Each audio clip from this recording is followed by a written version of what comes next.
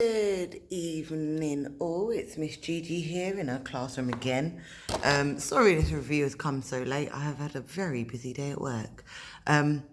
So I am reviewing last night's game against United. I know it's been nearly a day, but we're here. I'm going to give you my review. I want to just make sure that I am talking about the right things. So I want to start with the players. Not player ratings, just a little comment on each player. Now, I'm going to start from the back. Leno made a couple great saves. That free kick, that was a good free kick. And it was a really good save. And I'm glad he did a few more long balls, even though they weren't perfect long balls, but at least we're not sticking to this passing it out the back and getting ourselves trapped in. After what happened to Tottenham and Lloris at this weekend, I was so scared it was going to happen again. But, Leno's not that bad. I want to say from the back as well, David Luiz, that's probably the best game he's played for us. He played really well. He needs to play like that in every game that he's in there.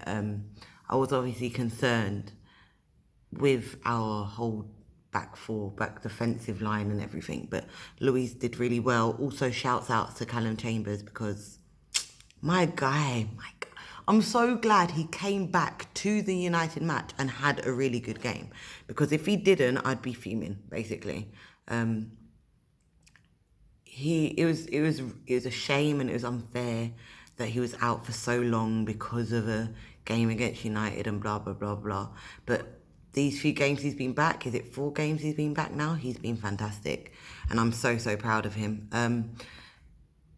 Moving on to the midfield. Oh my God, guys, I will say it every single video, but Guendouzi. Guendouzi is king. Guendouzi is 20 years old. 20 years old. Did you see the way the boy played last night?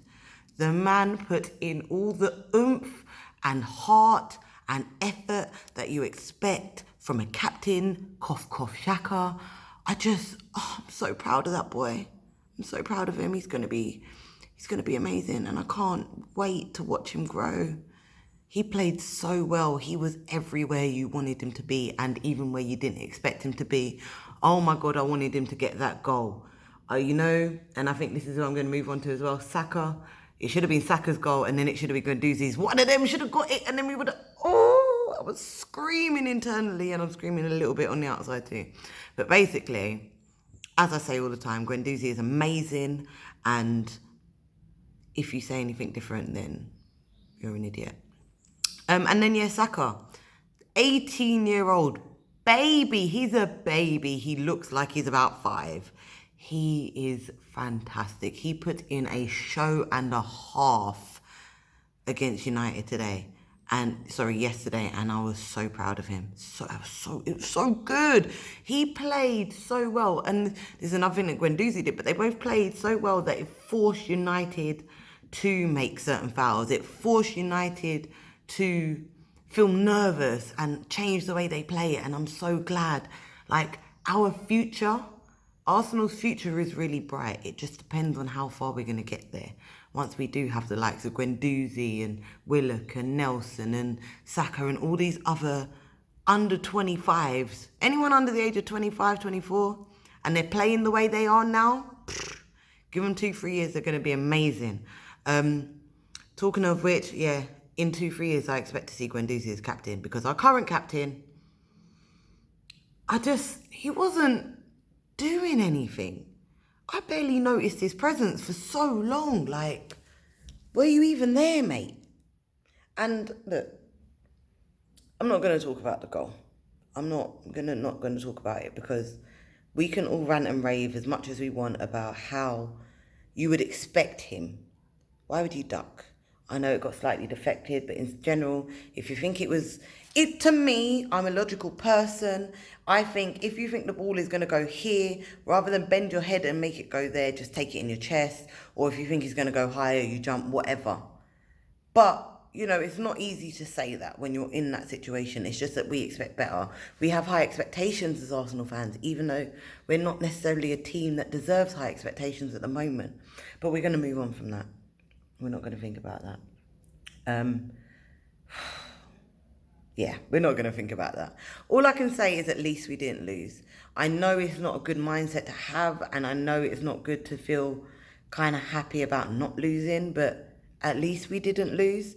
I feel like we should have got a win. I feel like it's another draw that felt like a loss, but it wasn't. At least we got the point, and it's not easy to go to Old Trafford. As rubbish as United are, it's not easy, especially when you have things like the referee giving things offside when it's miles onside.